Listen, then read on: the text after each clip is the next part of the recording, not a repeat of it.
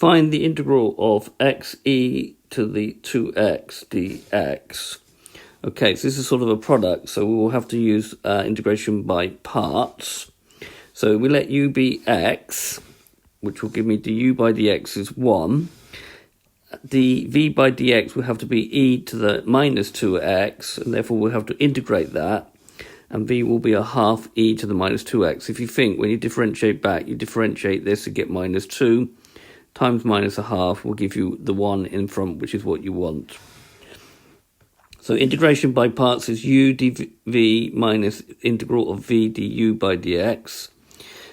Okay, where u in this case is x, dv by dx is e to the minus 2x. So we're going to put down u, which is x, times v, we'll put it in brackets because the minus sign there, minus the integral of v times the 1 dx.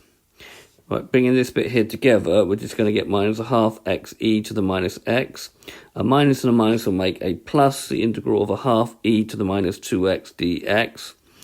Now we have to integrate this again. So integrating this again, this will become e to the minus 2x, and then it will become minus a quarter. And if you just think, when we differentiate back, if we differentiate this, get minus 2x, so we get minus 2.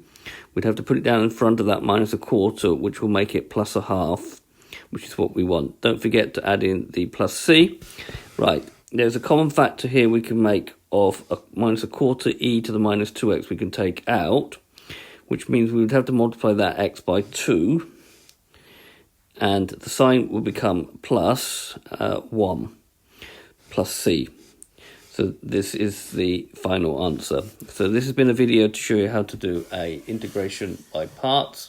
I hope you've understood, and I thank you very much for watching.